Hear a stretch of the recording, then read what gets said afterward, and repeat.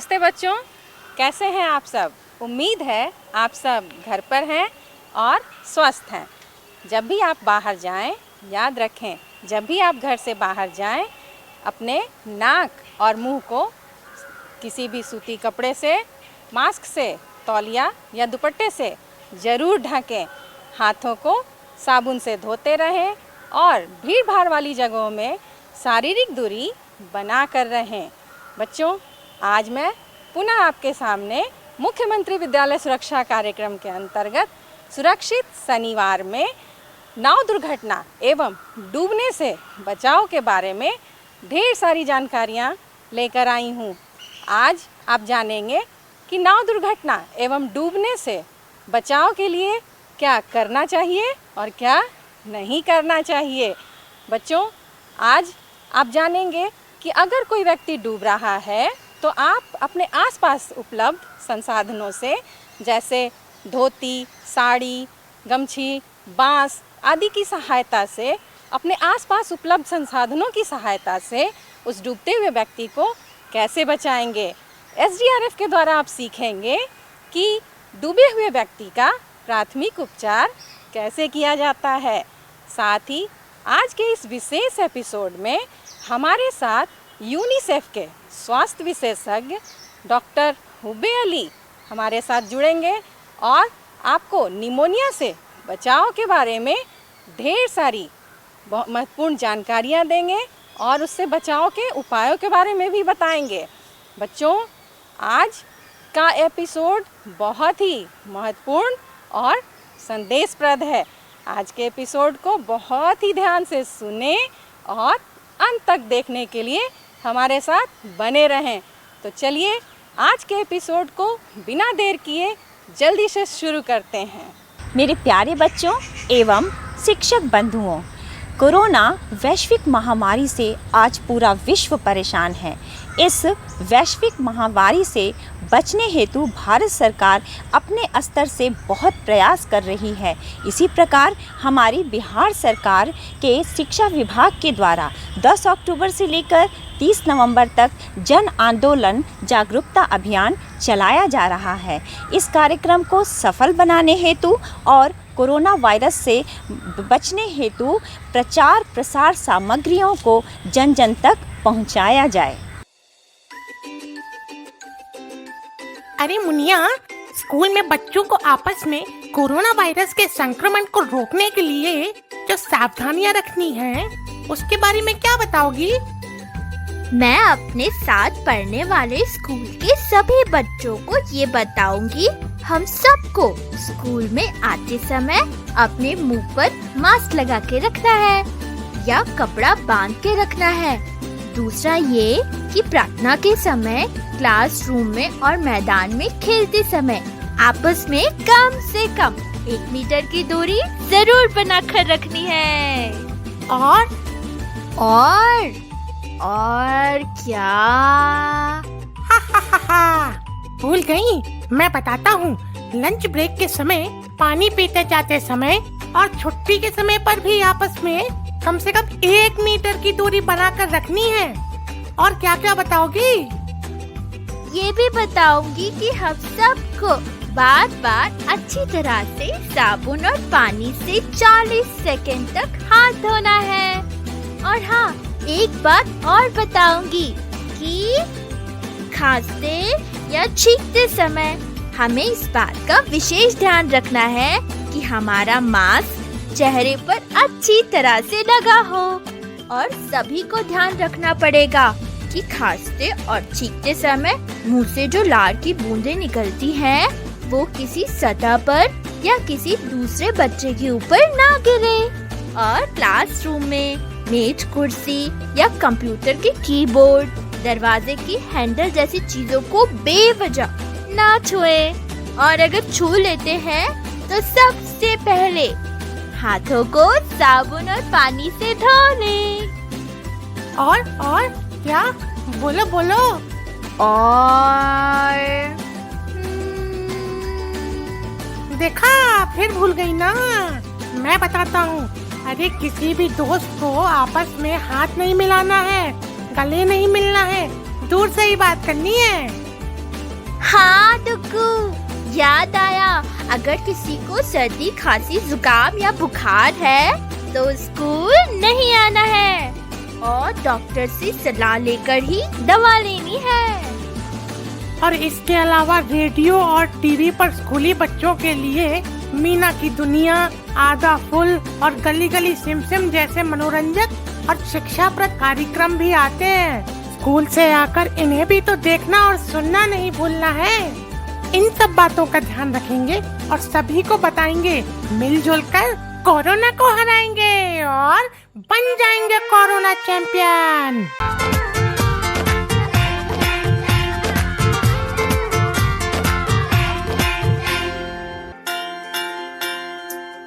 प्यारे बच्चों, विश्व बाल दिवस की हार्दिक शुभकामनाएं।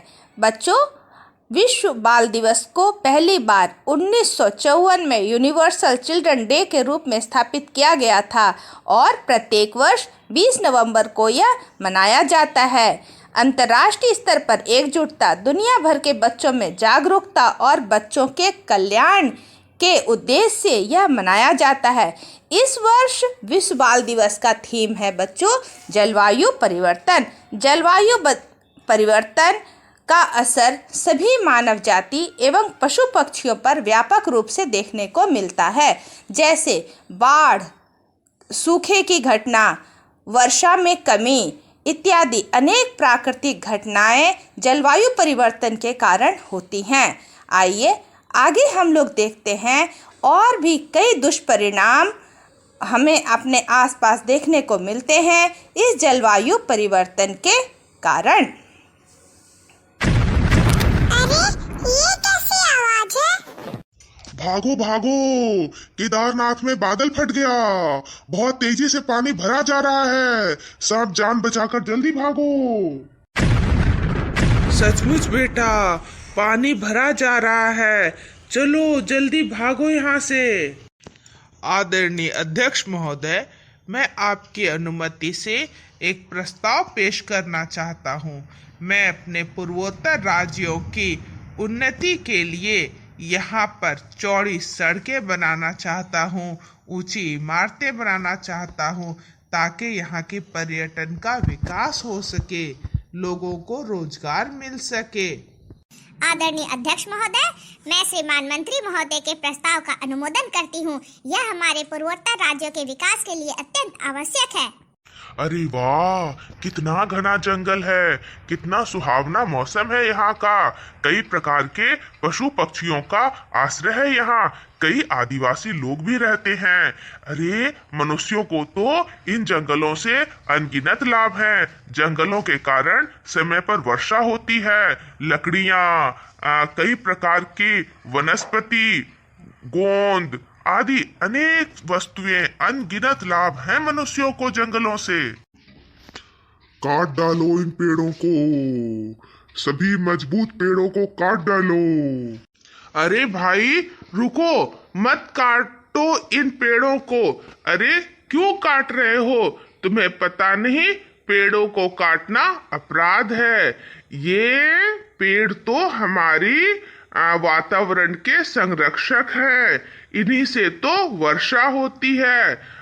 यदि तुम इन्हें काट डालोगे तो हमारे पहाड़ी क्षेत्रों में भूस्खलन की घटनाएं अधिक होने लगेंगी, बाढ़ आने लगेंगी, कई प्रकार की प्राकृतिक आपदाओं का सामना करना पड़ेगा हमें। रुक जाओ भाई, रुक जाओ, मत काटो इन पेड़ों को। नहीं नहीं, हमें इन पेड़ों को काटना है, जंगल साफ करने हैं, यहाँ सड़कें बनानी है, ऊंचे ऊंचे इमारत बनाने हैं। मास्टर जी, हमें पेड़ों को काटने दीजिए। अरे किसान भाइयों, रुकिए, इस प्रकार पराली ना जलाए, इससे हमारे दिल्ली का वातावरण दूषित हो रहा है। आप देख रहे हैं ना, लोगों को कई प्रकार की बीमारियों का सामना करना पड़ रहा है, जैसे दमा, त्वचा रोग आदि। वातावरण दूषित हो रहा है हमारे दिल्ली का। किसान भाइयों, बात मानिए, कृपया पराली ना जलाएं। इसका उपयोग तो आप पशु चारे के रूप में भी कर सकते हैं, या इसे यूं ही खेतों में छोड़ दे, ताकि ये सड़कर धरती की उर्वरा शक्ति बढ़ाएंगे। किसान भाइयों, क्या आपको पता नहीं, इस प्रकार पराली जलाने से खेतों का तापमान बढ़ जाता है, उसकी उर्वरा शक्ति कम हो जाती है। अतः भाइयों, बात मानिए, पराली को खेतों में ना जलाएं, हमारे दिल्ली के वातावरण को स्वच्छ बने रहने दें। कृपया आप समझदार नागरिक की भूमिका निभाएं और पराली ना जलाएं। अरे पापा, यहाँ तो सड़क बंद है, अब आगे कैसे जाएंगे? देखो बेटा, इसे ही कहते हैं भूस्खलन। जब पहाड़ी क्षेत्रों के जंगलों को हम लोग काट देते हैं तो वहाँ की मृदा कमजोर हो जाती है और एक बारिश पड़ने पर ही पहाड़ों की सारी मिट्टी सड़कों पर आ जाती है और इसे ही कहते हैं भूस्खलन। अरे वाह, शहर की चकाचौंध, कितना बड़ा शहर है, पर कितनी गर्मी है यहाँ। कोई पेड़ पौधे भी नहीं। मनुष्यों ने विकास की अंधी दौड़ में सारे जंगलों को नष्ट कर दिया। अब शहरों की चकाचौंध में प्राकृतिक वातावरण ही नष्ट हो गया। उफ, इन छोटे छोटे कमरों में तो अब दम घुटता है। एसी और कूलर भी अब हवा नहीं देते हैं। गर्मी से मन व्याकुल है। उफ, कितनी गर्मी! तापमान तो बढ़ता ही जा रहा है। दिन में भी गर्मी, रात में भी गर्मी। उफ! हे ईश्वर, जून जुलाई का महीना बीत गया, अभी तक वर्षा नहीं हुई।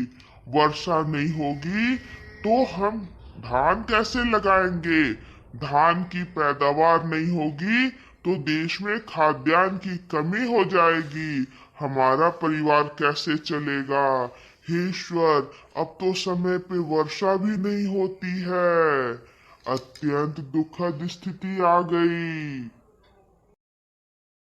पहले तो समय पर वर्षा होती थी, हम लोग खेती कितने मन से करते थे। अब तो मानसून का आधा मौसम बीत गया, अभी तक वर्षा नहीं हुई। यही स्थिति रही तो हमारे सारे खेत सूख रहे हैं और हम खेती नहीं कर पाएंगे। खाद्यान्न कहाँ से आएगा? बचाओ बचाओ, मैं डूब रहा हूँ, कोई बचाओ। अरे, लगता है कोई डूब रहा है, चलो चलकर देखूं तो। अरे भाई, लीजिए, आप इस रस्सी को कस के पकड़ लीजिए, मैं आपको खींच लेता हूँ, बच जाएंगे आप। अरे मंत्री जी, आप डूब रहे थे पानी में, चलिए अब आप बिल्कुल सुरक्षित हैं। धन्यवाद भाई, आज आपने हमारी जान बचा ली। तभी तो हमें अपने एसडीआरएफ की टीम पर गर्व है। आप हमारे क्षेत्र में बाढ़ पीड़ित लोगों की बहुत सहायता कर रहे हैं। आपको और आपके टीम को बहुत बहुत धन्यवाद। कैसे हैं मंत्री जी? क्या स्थिति है आपके राज्य की?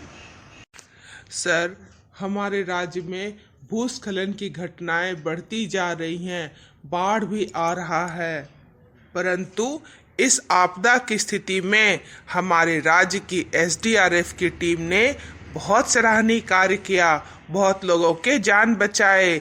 एक बार तो मैं ही बाढ़ में फंस गया था और मेरी भी जान बचाई हमारी एसडीआरएफ की टीम ने। सचमुच हमें अपनी एसडीआरएफ और एनडीआरएफ की टीम पर गर्व है। हमारे देश में कहीं भी यदि प्राकृतिक आपदाओं का सामना लोगों को करना पड़ता है तो हमारी टीम पूरी मदद उन्हें करती है और रिकवरी का कार्य करती है। हमें अपनी टीम पर गर्व है। परंतु मंत्री जी, हमें समझना होगा, पेड़ों की अंधाधुंध कटाई करने से हमें कई प्रकार की प्राकृतिक आपदाओं का सामना भविष्य में भी करना पड़ सकता है। जैसे कई स्थानों पर बाढ़ आ रहे हैं, भूस्खलन हो रहे हैं, केदारनाथ में बादल फटने की घटना, इस प्रकार की अनगिनत घटनाएं हो रही हैं। हमें इन घटनाओं से सबक लेकर आगे पेड़ों को कटने से रोकना होगा ताकि हमें इन प्रकार की आपदाओं का सामना ना करना पड़े। तो बच्चों, हम लोग संकल्प लें कि अपने आसपास के जल स्रोतों को बचा कर रखेंगे, उन्हें प्रदूषण मुक्त करेंगे एवं उनका उपयोग करेंगे। और इसके साथ ही हम लोग आज के दिन एवं अपने जन्मदिन पर एवं अन्य उत्सवों पर एक पौधा अवश्य लगाएंगे, क्योंकि बच्चों, वन है तो जल है, जल है तो जीवन है। नाव दुर्घटना। उद्देश्य: इस मॉड्यूल में हम नाव दुर्घटना के कारण तथा बचाव के उपाय के बारे में सीखेंगे। इसके अलावे हम नाविकों तथा प्रशासन के दायित्वों के बारे में भी जानेंगे। दुर्घटनाएं जल, थल, नभ कहीं भी घटित हो सकती हैं। कहा गया है, सावधानी हटी दुर्घटना घटी। नाव दुर्घटना मानवजनित आपदाओं में से एक है। नाव डूबने की दुर्घटना में कई बहुमूल्य जिंदगियां एक साथ चली जाती हैं।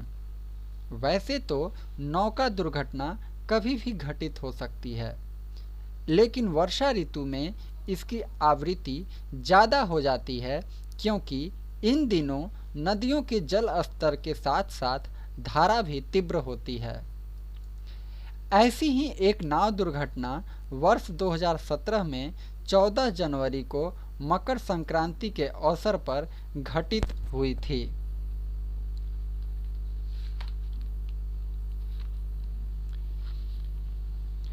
पटना के एनआईटी घाट पर दियारा से लौट रही नाव डूबने से 21 लोगों की मौत हो गई। उस नाव में 60 से 70 लोग सवार थे। मौके पर एसडीआरएफ की टीम पहुंचकर 10 लोगों के जान को बचाया।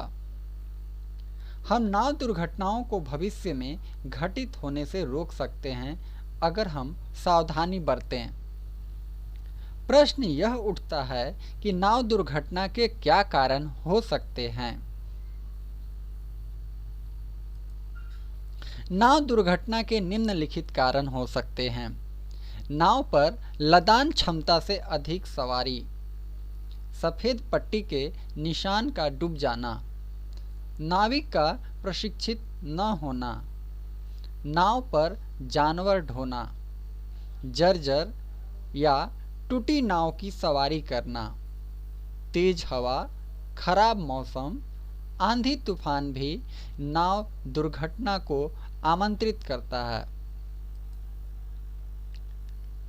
अब प्रश्न ये है कि आखिर हम सभी क्या कर सकते हैं।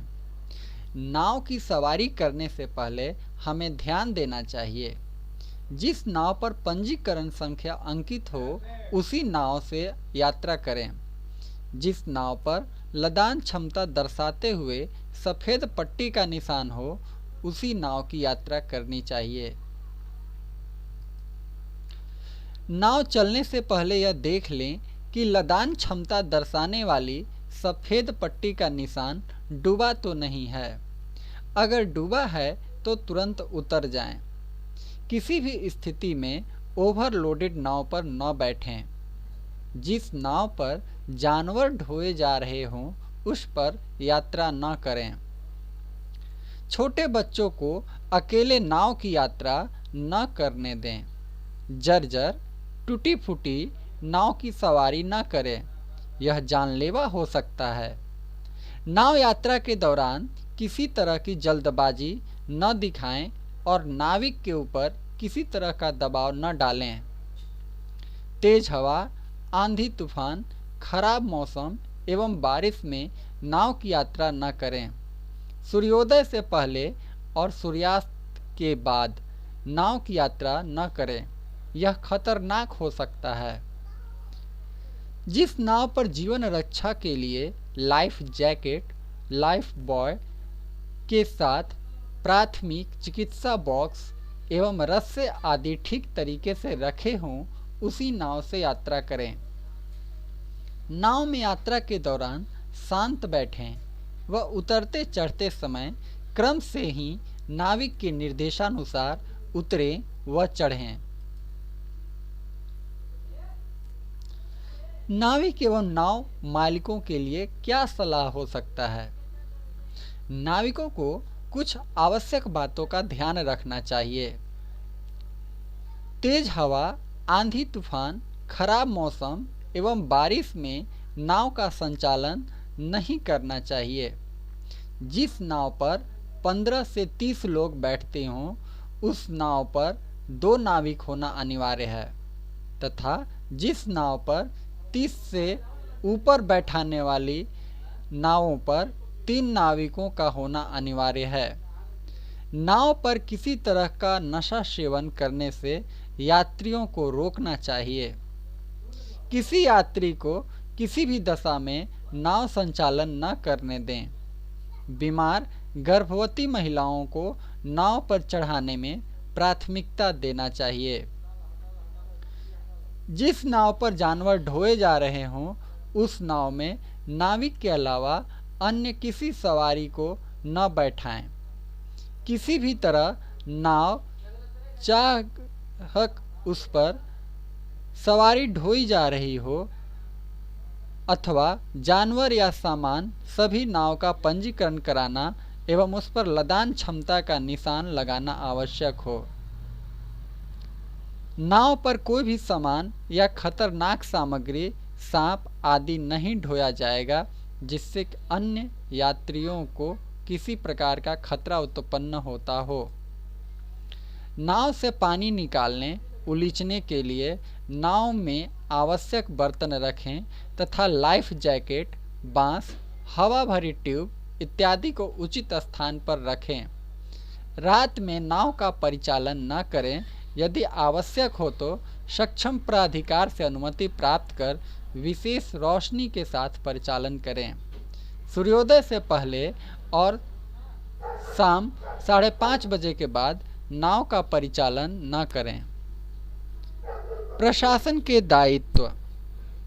सरकार की नीति और प्रशासनिक व्यवस्था किसी दुर्घटना के होने से काफ़ी हद तक टाल सकती है। यदि प्रशासन पहले से सतर्क हो तो दुर्घटना के घटित होने से रोका जा सकता है। बिना निबंधन के कोई भी नाव, चाहे वह किसी भी उद्देश्य के लिए प्रयोग की जा रही हो, उसका परिचालन गैर कानूनी है। बगैर निबंधन के नाव परिचालन नहीं होने दें। नाव में ओवरलोडिंग नहीं होने दें। नाव में अलग से डीजल इंजन, मशीन बिना सक्षम प्राधिकार की अनुमति के नहीं लगाया जा सकता है। इसे सुनिश्चित किया जाए।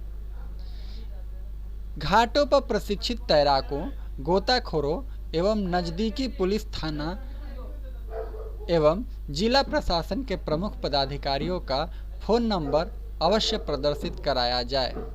सुनिश्चित किया जाए कि नावों पर लदान क्षमता तथा सफ़ेद पट्टी का निशान हर हाल में अंकित रहे ताकि यात्री समझ सकें कि नाव में कितने लोगों के बैठने की क्षमता है। सूर्योदय से पहले और शाम 5:30 बजे के बाद नाव का परिचालन न करें। नाव संचालन के संबंध में बिहार बंगाल नौ घाट अधिनियम 1885 के अधीन आदर्श नियमावली 2011 के प्रावधानों के अनुपालन सुनिश्चित कराया जाए। नज़दीकी पुलिस थाना, गोताखोरों एवं प्रशिक्षित का नंबर घाटों पर अवश्य अंकित कराया जाए। जिंदगी अनमोल है, ओवरलोडिंग से बचें। डूबना।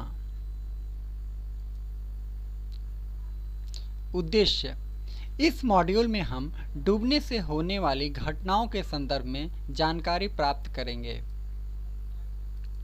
वर्षा ऋतु में उफनाई नदियों में या तालाबों में स्नान करने, कपड़ा धोने जैसे रोजाना के काम के दौरान किशोरियों की मृत्यु डूबने के कारण हो जाती है। कई घरों के चिराग बुझ जाते हैं। यह स्थिति संबंधित परिवारों के लिए त्रासद है। मानव तथा बच्चों के बहुमूल्य जिंदगियों को डूबने से बचाने के लिए निम्नलिखित बातों पर ध्यान दिया जाना चाहिए। खतरनाक घाटों के किनारे बच्चों को न जाने दें और न ही आप स्वयं जाएं। बैरिकेडिंग को न ही पार करें और न ही गहरे पानी में जाएं। पर्व त्योहारों के अवसर पर घाटों को गंदा न करें, अफवाह न फैलाएं, घाटों पर आतिशबाजी न करें। आओ अब हम जानते हैं कि हमें डूबने से बचने के लिए क्या करना चाहिए। डूबने से बचाओ।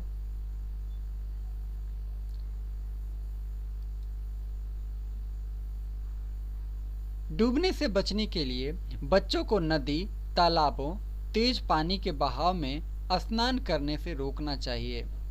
बच्चों को पूल, पुलिया, ऊंचे टीलों से पानी में स्नान करने से रोकें। नदी में उतरते समय गहराई का ध्यान रखना चाहिए।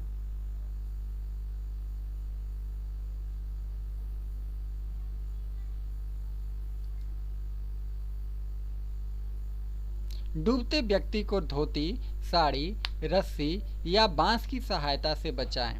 यदि तैरना नहीं जानते हों तो स्वयं पानी में नहीं जाएं और सहायता के लिए शोर मचाएं। गांव, टोलों में डूबने की घटना होने पर आसपास के लोग आपस में एकत्रित होकर ऐसी दुखद घटना की चर्चा अवश्य करें और भविष्य के सुरक्षा उपायों पर चर्चा करें। डूबने से बचने के लिए जिला प्रशासन के भी कुछ दायित्व हैं। नदी, तालाब के खतरनाक घाटों को चिन्हित कर उसके किनारों पर बैरिकेडिंग तथा चेतावनी बोर्ड लगाया जाना चाहिए। घाटों पर तथा उसके मार्गों की नियमित साफ सफाई की जाए। घाटों पर हेल्पलाइन नंबर का प्रदर्शन किया जाए। बदले युग की धारा, आपदा प्रबंधन के द्वारा।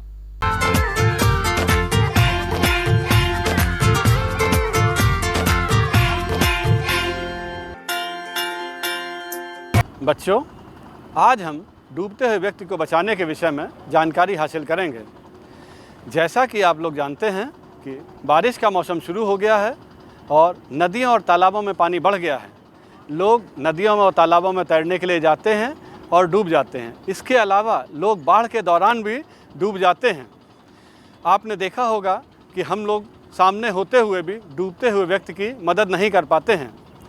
आज हम आप लोगों को बताएंगे कि जो लोग तैराकी जानते हैं तो वो किन तरीक़ों से और किन सामानों की मदद से डूबते हुए व्यक्ति को बचाएं, और इसके अलावा जो व्यक्ति तैराकी नहीं जानते हैं वो भी किन सामानों की मदद से और अपने आप को सुरक्षित रखते हुए किस तरीके से डूबते हुए व्यक्ति को बचाने में मदद करें।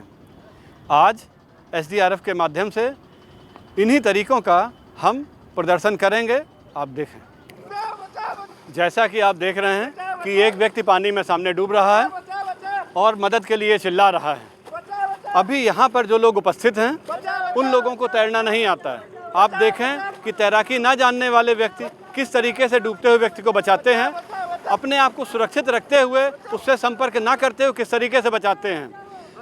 तैराकी ना जानने वाले व्यक्ति ने बम्बू उठाया और सामने डूबते हुए व्यक्ति की तरफ बढ़ाया। उसने बम्बू को पकड़ा और उसको खींच के किनारे की तरफ ले आए। इस तरीके से तैराकी ना जानने वाले व्यक्ति अपने आप को सुरक्षित रखते हुए सुरक्षित तरीके से डूबते हुए व्यक्ति को बचाने में सफल रहे। जैसे कि आप लोग देख रहे हैं कि एक व्यक्ति सामने नदी में डूब रहा है और घाट पे जो लोग उपस्थित हैं उनको तैरना नहीं आता है। आप देखें किस तरीके से धोती या साड़ी की मदद से उसमें एक किनारे पर मिट्टी, पत्थर, जरीकेन या लोटा आदि बांधकर और उसकी लंबाई बढ़ाकर, गमछा आदि बांधकर उसकी लंबाई बढ़ाकर डूबते हुए व्यक्ति की तरफ फेंकने से और उसको पकड़ाने से हम उसकी मदद कर सकते हैं। आप जैसे देख रहे हैं, जिन व्यक्तियों को तैरना नहीं आता है वो एक धोती में जरीकेन बांधा और एक व्यक्ति ने धोती में मिट्टी बांधा और उसने डूबते हुए व्यक्ति की तरफ फेंका।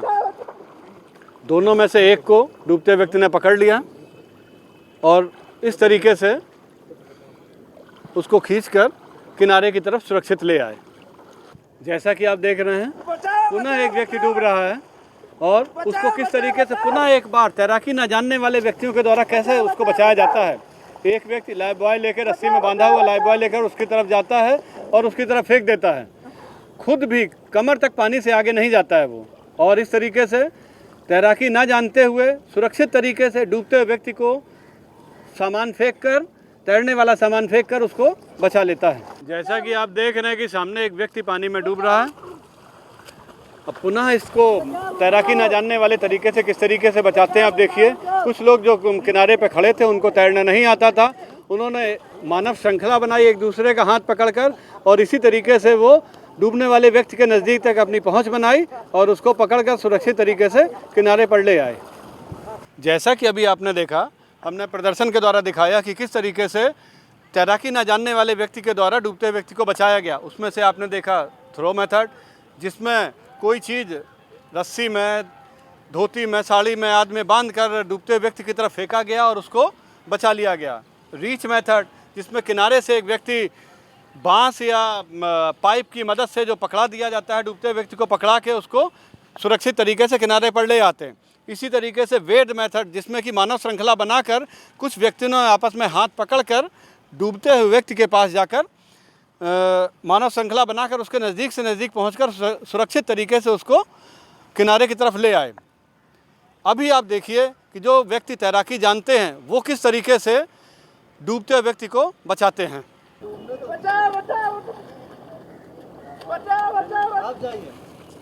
जैसा कि आप देख रहे हैं, एक व्यक्ति पानी में, गहरे पानी में डूब रहा है और उसको जो व्यक्ति तैरना जानता है किस तरीके से उसकी तरफ गया, तैरते हुए गया और उसको किस तरीके से बताता है। उसको बचाने के तरीके के विषय में देखें, वो उसने डूबते हुए व्यक्ति के पीछे गया और उसकी ठुड्डी को पकड़ के पानी के स्तर से ऊपर किया, जिससे कि उसके नाक में, मुंह में पानी ना जाए, और पीछे से उसकी ठुड्डी को पकड़ते हुए तैरते हुए किनारे की तरफ लेके आ रहा है।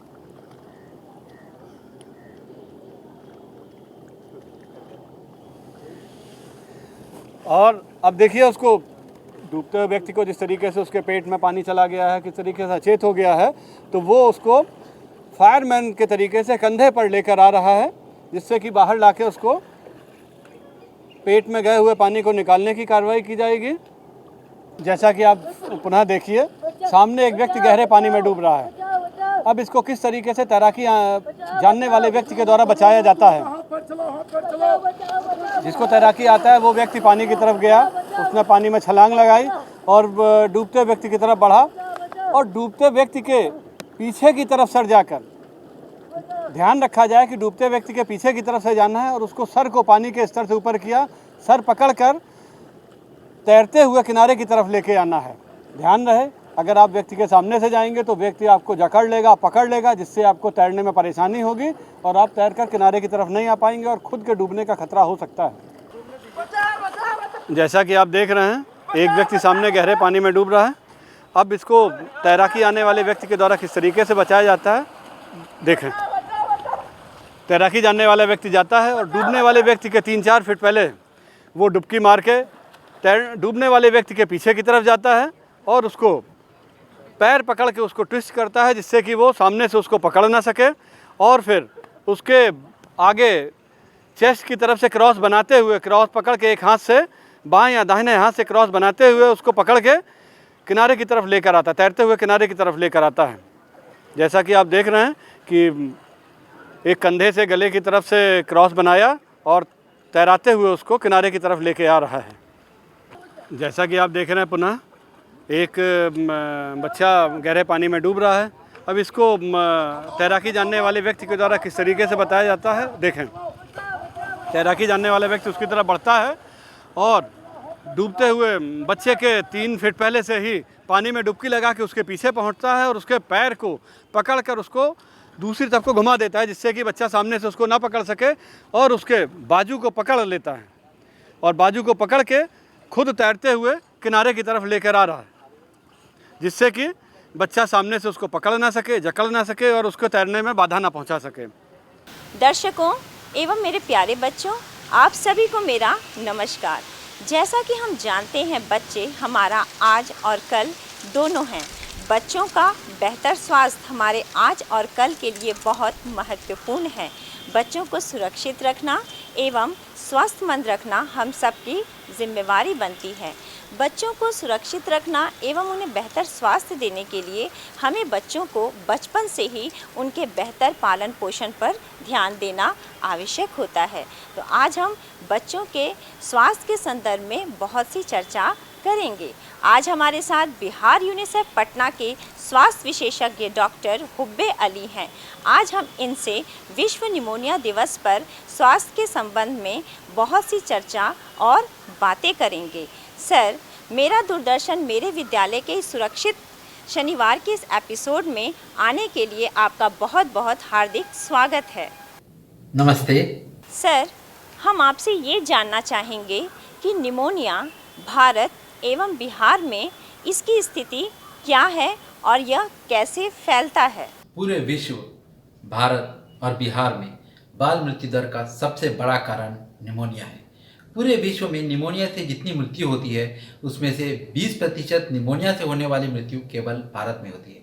WHO मैथमेटिकल मॉडलिंग के अनुसार 57% निमोनिया केसेस और 70% निमोनिया से होने वाली मृत्यु भारत के 4 राज्य अर्थात बिहार, उत्तर प्रदेश, राजस्थान और मध्य प्रदेश में होते हैं। निमोनिया से होने वाली मृत्यु में 80% मृत्यु 2 साल से छोटे बच्चों में होती है। यदि हम बिहार की बात करें तो बाल मृत्यु दर की 16% मृत्यु केवल निमोनिया से होती है। लगभग 1 साल के अंदर 1,05,000 साल से छोटे बच्चों की मृत्यु बिहार में होती है, जिसमें से 14,000 मृत्यु केवल निमोनिया से होती है। निमोनिया से होने वाली मृत्यु में काफ़ी कमी आई है। 2015 में 5 साल से छोटे बच्चों में 19,000 बच्चों की मृत्यु निमोनिया से होती है, जो कि अब घट कर के 14,000 हो गई है। दूसरा जो आपका प्रश्न है कि निमोनिया फैलता कैसा है, तो देखिए, निमोनिया एक फेफड़े की बीमारी है। ये खांसने या छींकने से फैलती है। जब कोई व्यक्ति खांसता या छींकता है तो कफ के ड्रॉपलेट्स बाहर निकलते हैं और ये आपस में जो भी व्यक्ति हो उनके अंदर संक्रमण कर सकते हैं। कुछ निमोनिया के वायरस या बैक्टीरिया ऐसे होते हैं जो सरफेस पे जाके एक्टिव रहते हैं, जैसे कि पुस्तक है, टेबल है। इसको यदि कोई छूता है, हाथ लगाता है और फिर यही हाथ हमारे मुंह, नाक या आँख को लगता है तो उससे बॉडी में ये निमोनिया के वायरस जा सकते हैं और ये निमोनिया कर सकते हैं। सर, अभी आपने हमें बताया कि निमोनिया बच्चों के लिए एक खतरनाक एवं जानलेवा बीमारी है। तो सर, आप हमें ये बताएं कि बच्चों में निमोनिया फैलने के क्या क्या कारण होते हैं और इसके क्या क्या लक्षण होते हैं? जैसा कि मैंने पहले भी बताया है, निमोनिया ये वायरस, बैक्टीरिया, फंगस, धुआं या किसी केमिकल को लंबे समय तक सूंघने से होता है। अगर बच्चों की बात करें तो बच्चों में निमोनिया का सबसे बड़ा कारण है स्ट्रेप्टोकोकस निमोनी नाम का बैक्टीरिया। इसका दूसरा कारण है हीमोफिलस इन्फ्लुएंजा टाइप बी नाम का बैक्टीरिया और तीसरा बड़ा कारण बच्चों में होता है वायरस, जिसमें रेस्पिरेटरी सिंसिशियल वायरस निमोनिया का बड़ा कारण है बच्चों में। अभी जो कोविड-19 की महामारी फैल रही है उसका भी एक कॉम्प्लिकेशन निमोनिया है। मगर निमोनिया होने के लिए निमोनिया से ग्रसित व्यक्ति के संपर्क में आने से ही ये निमोनिया होता है। जो आपका दूसरा प्रश्न है कि इसके लक्षण क्या है, तो ये आपका बहुत महत्वपूर्ण क्वेश्चन है, क्योंकि बच्चों में निमोनिया का लक्षण अगर हम सही समय पे डिटेक्ट कर पाए, माता पिता या स्वास्थ्यकर्मी कम्युनिटी में, तो हम स्वास्थ्यकर्मी के संपर्क में जल्दी आ सकेंगे और इससे निमोनिया की मृत्यु को बचा सकेंगे। तो निमोनिया के प्रमुख लक्षण है बुखार का आना, तेज़ बुखार इसमें आता है, खांसी होती है और सांस लेते समय छाती अंदर धंस जाती है। तो जो रेस्पिरेटरी रेट है, अगर 2 माह से छोटा बच्चा है उसके अंदर सांस लेने की जो दर है 1 मिनट में 60 से ज़्यादा है तो निमोनिया की परिभाषा में आता है।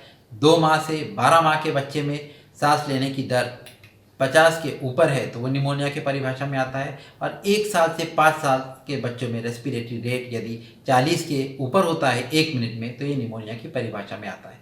अगर निमोनिया की हम सही पहचान करें और जल्द से जल्द स्वास्थ्यकर्मी का बता के उसका उपचार कराएं तो निमोनिया से होने वाली मृत्यु को बहुत हद तक बचाया जा सकता है। सर, आपने हमें बहुत महत्वपूर्ण जानकारी दी कि इसके क्या क्या लक्षण होते हैं और ये किस प्रकार से जानलेवा हो सकता है। आगे सर, आप हमें ये बताइए कि निमोनिया से बचने के लिए कौन कौन सी सावधानियां बरतनी चाहिए और इसका इलाज किस प्रकार से किया जाए। जैसे कि मैंने पहले भी बताया कि निमोनिया का मुख्य कारण बच्चों में स्ट्रेप्टोकोकस निमोनी या हीमोफिलस इन्फ्लुएंजा टाइप बी है। तो इन बैक्टीरिया के लिए टीकाकरण मौजूद है। ये बिहार में तमाम आंगनबाड़ी केंद्र और स्वास्थ्य केंद्र पे छोटे बच्चों को मुफ्त में लगता है। जैसे न्यूमोकोकल कॉन्जुगेट वैक्सीन पीसीवी का टीका 1.5 महीना, 3.5 महीना और 9 महीने पर बच्चों को लगाया जाता है। उसी तरह से पेंटावेलेंट वैक्सीन में जो हीमोफिलस इन्फ्लुएंजा टाइप बी का वैक्सीन है, पेंटावेलेंट वैक्सीन के माध्यम से 1.5 महीना, 2.5 महीना और 3.5 महीना में ये बच्चों को लगता है। मीजल्स, इसका भी कॉम्प्लिकेशन निमोनिया है। ये टीका भी नियमित टीकाकरण में पूरे बिहार में मुफ्त में लगता है। 9 महीने पे और 1.5 साल पे इसका टीका मीजल्स का MR वैक्सीन लगाता है, मीजल्स रुबेला का वैक्सीन। इससे भी निमोनिया के खतरे को हम लोग बचा सकते हैं। और अब आने वाली जो टीकाकरण वैक्सीन आ रहा है कोविड के लिए, इसके लेने से भी निमोनिया के काफ़ी केसेस को हम लोग कम कर सकते हैं। दूसरा, अपने रोग प्रतिरोधक शक्ति बढ़ाने के लिए फल जैसे कि विटामिन सी युक्त जो फल होते हैं, संतरा, मौसम्बी, अंगूर, ये फल खाने से, गुड़ की चिक्की खाने से, इन सब चीज़ों से जो कार्यक्रम चल रहा है विप्स का, weekly iron folic acid supplementation जो स्कूल के बच्चों को दिया जाता है, इससे सब रोग प्रतिरोधक शक्ति बढ़ती है। इससे भी निमोनिया से बचा जा सकता है। और बच्चों में खास करके निमोनिया की पहचान, उसके लक्षण अगर हम लोगों को आपस में पता होंगे क्या है, स्वास्थ्यकर्मी से, आशा बहन जी से, आंगनबाड़ी से संपर्क करके अगर हम देखें, अगर बच्चे में निमोनिया के लक्षण आ रहे हैं तो जल्द से जल्द स्वास्थ्यकर्मी को इस बच्चे को दिखाएं। सही समय पर दिखाना और सही समय पर उसका एंटीबायोटिक का ट्रीटमेंट स्वास्थ्यकर्मी द्वारा शुरू करने से निमोनिया की मृत्यु को काफ़ी हद तक कम किया जा सकता है। सर, आप हमारे इस कार्यक्रम में आए और आपने हमें निमोनिया के बारे में बहुत सी महत्वपूर्ण जानकारी दी और मुझे उम्मीद है कि हमारे बच्चों को इससे बहुत सी महत्वपूर्ण जानकारी मिली होगी। तो सर, आपका हमारे इस कार्यक्रम में आने के लिए मैं आपका बहुत बहुत धन्यवाद करती हूं और साथ ही सभी दर्शकों एवं बच्चों को भी मैं धन्यवाद करती हूं। नमस्कार।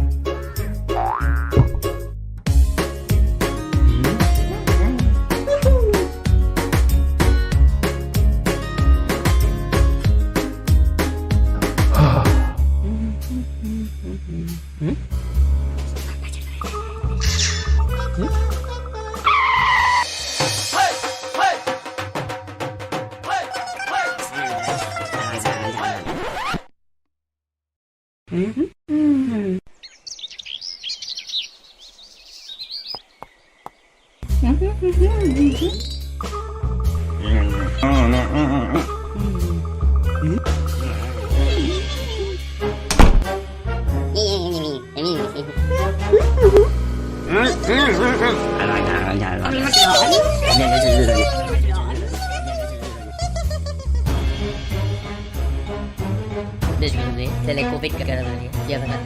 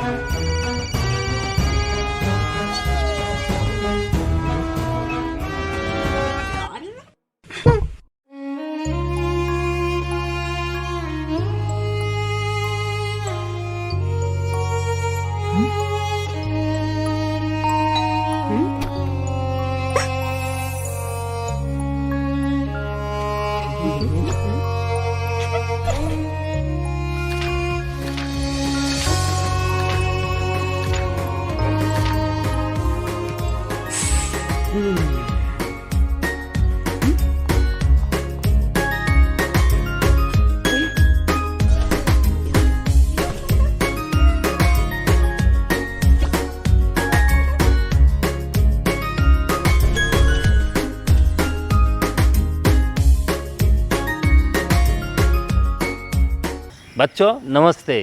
आज आपने नाव दुर्घटना एवं नदियों तालाबों में डूबने से बचने के संबंध में जाना, समझा और सीखा। पहले भी बच्चों आपको याद होगा इस टॉपिक पर एक बार आपको बताया जा चुका। ये एक बार ये दोबारा जो आपको बताया जा रहा है, इससे निश्चित तौर पर आपकी जानकारी और ज़्यादा इनरिच होगी और बाढ़ से प्रभावित क्षेत्रों में, बाढ़ प्रवण क्षेत्रों में रहने वाले आप सब बच्चों को यह बहुत काम आएगा। तो बच्चों अब वक्त है इससे संबंधित जो आज आपने सीखा उससे संबंधित क्विज पूछने का। हम आपसे कैसे पूछते हैं, हम आपसे कुछ सवाल पूछते हैं जो आपने सीखा और आपको उसका जवाब देना है।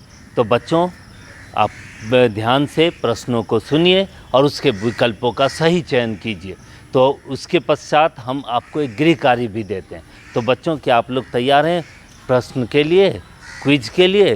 तो चलिए क्विज प्रारंभ करते हैं। के सवाल आपके सामने हैं।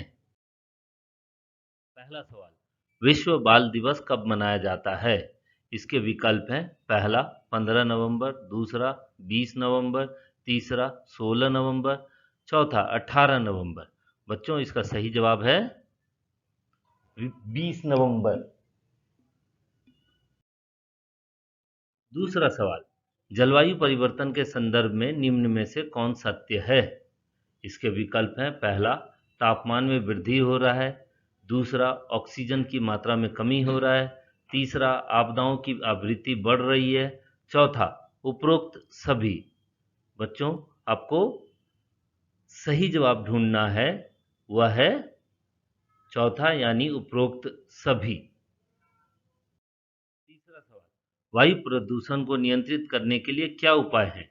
इसके विकल्प हैं, बच्चों को इसके प्रति जागरूक करना चाहिए, दूसरा जहरीले धुएं वाले पटाखों पर प्रतिबंध लगाना चाहिए, तीसरा कम ध्वनि और कम धुएं वाले पटाखों को छोड़ना चाहिए, और चौथा उपरोक्त सभी।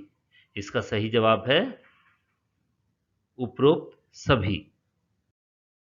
चौथा सवाल, वायु प्रदूषण के कारण निम्न में से क्या हो रहा है?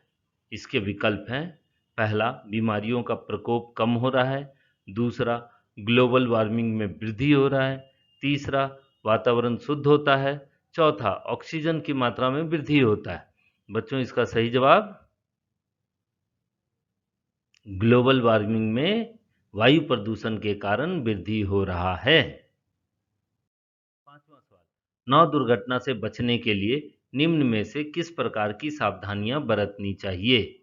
इसके विकल्प हैं, पहला ओवरलोडेड नाव पर नहीं बैठना चाहिए, दूसरा बारिश के समय नाव पर यात्रा नहीं करनी चाहिए, तीसरा जिस नाव पर जानवर ढोए जा रहे हों उसमें यात्रा नहीं करनी चाहिए, चौथा जर्जर अथवा टूटी फूटी नाव पर सवारी नहीं करनी चाहिए, और पांचवा उपरोक्त सभी। बच्चों, यह सवाल पहले भी हमने आपसे पूछे हैं, उम्मीद करता हूँ आपको इसका उत्तर पता होगा। इसका सही जवाब है उपरोक्त सभी। छठा सवाल, नाव दुर्घटना से बचने के लिए नाव पर निम्न में से कौन कौन से जरूरी सामान होने चाहिए? इसके विकल्प हैं, पहला लाइफ जैकेट, टॉर्च, रस्सी, बाल्टी, मग, प्लास्टिक सीट इत्यादि, दूसरा कुर्सी, टेबल, बेंच इत्यादि, तीसरा रेडियो, लाउड स्पीकर, माइक इत्यादि, चौथा गैस सिलेंडर, स्टोव, लाइटर इत्यादि। तो बच्चों, नाव दुर्घटना से बचने के लिए नाव पर लाइफ जैकेट, टॉर्च, रस्सी, बाल्टी, मग, प्लास्टिक सीट इत्यादि का होना बहुत जरूरी है। अभी तक हमने आपसे 6 प्रश्न पूछे, अब वक्त है गृह कार्य का। आज आपने नाव दुर्घटना एवं डूबने से बचाव के तरीकों के बारे में जाना और सीखा। अब आपको करना क्या है? जो आज आपने सीखा, जो आपने जानकारी प्राप्त की, उसे अपने माँ पिताजी, भाई बहन एवं अपने मित्रों तथा सहपाठियों को बताएं। साथ ही विभिन्न प्रकार के राफ्ट बनाने का जो तरीका आपको वीडियो के माध्यम से बताया गया, उसको बनाने का अभ्यास करें। बच्चों, यह था इस शनिवार का क्विज और गृह कार्य। अगले शनिवार को हम फिर मिलेंगे एक नए क्विज और नए गृह कार्य के साथ। तब तक घर पर रहें, सुरक्षित रहें। नमस्कार बच्चों, आप सभी को मेरा बहुत बहुत प्यार। बच्चों, आज के इस कार्यक्रम में आपने नाव दुर्घटना एवं डूबने से बचने के विभिन्न तरीकों के बारे में जाना और सीखा। साथ ही आपने इससे बचाव के लिए विभिन्न तरीकों एवं सावधानियां और हमें क्या करना चाहिए और क्या नहीं करना चाहिए, ये भी आज आपने सीखा और देखा। बच्चों, आज के इस कार्यक्रम में आप लोग को एसडीआरएफ टीम के द्वारा मॉक ड्रिल के माध्यम से किसी भी डूबते हुए व्यक्ति को विभिन्न तरीकों से बचाने हेतु और साथ साथ उसे कौन सी प्राथमिक उपचार देना चाहिए, इसके बारे में भी आपने विस्तार पूर्वक जाना। बच्चों, आज के इस कार्यक्रम में हमारे साथ डॉक्टर सैयद हुब्बे अली, जो कि बिहार यूनिसेफ पटना के स्वास्थ्य विशेषज्ञ विशेषज्ञ हैं, उन्होंने आज विश्व निमोनिया दिवस पे निमोनिया जैसी बीमारी से बचने के विभिन्न उपायों के बारे में आप सबको बताया। मुझे उम्मीद है आज का जो क्विज़ आप लोग को पूछा गया वो बहुत ही महत्वपूर्ण होगा और जो होमवर्क दिया गया वो आप सभी को करना है। बच्चों, आज आपने इस कार्यक्रम में जो भी सीखा और जाना वो सभी बातें आप अपने मित्रों, परिजनों, दोस्तों, आस पड़ोस को अवश्य बताएंगे। तो इसी उम्मीद के साथ मैं अगले शनिवार को फिर एक नए विषय पर बहुत सारी जानकारियां लेकर आपसे फिर मिलूंगी और उम्मीद करती हूं कि हर शनिवार को आप सुबह 9 बजे डीडी बिहार चैनल पर और शाम को 4 बजे इस कार्यक्रम को अवश्य देखेंगे। तो मैं अगले शनिवार तक का आपका इंतज़ार करूंगी। घर पर रहें, सुरक्षित रहें। धन्यवाद। डर से नहीं, तैयारी से आगे कदम बढ़ाना है। रुकी जिंदगी में चहल पहल वापस फिर से लाना है। धोकर हाथ, पहन कर मास्क, सुरक्षित जीवन चलाना है। सुरक्षित जीवन चलाना है। डर कर नहीं, तैयारी से आगे कदम बढ़ाना है। डर कर नहीं, तैयारी से आगे कदम बढ़ाना है। रखेंगे 2 गज की दूरी, सबको पौष्टिक आहार खिलाएंगे, बच्चों और बूढ़ों का करेंगे ख्याल। रोगी नहीं, रोग से लड़ कोरोना को हराएंगे। स्वास्थ्य केंद्र फिर से खुल गए, जिनका लाभ उठाना है। रुकी जिंदगी में चहल पहल वापस फिर से लाना है। धोकर हाथ, पहन कर मास्क, सुरक्षित जीवन चलाना है। सुरक्षित जीवन चलाना है। डर कर नहीं, तैयारी से आगे कदम बढ़ाना है। डर कर नहीं, तैयारी से आगे कदम बढ़ाना है। टीकाकरण की शुरुआत हो गई है, पर पहले की तरह हमें मास्क लगाना और 2 गज की दूरी बनाए रखना अभी भी जरूरी है। स्वास्थ्य विभाग और सूचना एवं जनसंपर्क विभाग बिहार सरकार द्वारा जनहित में जारी।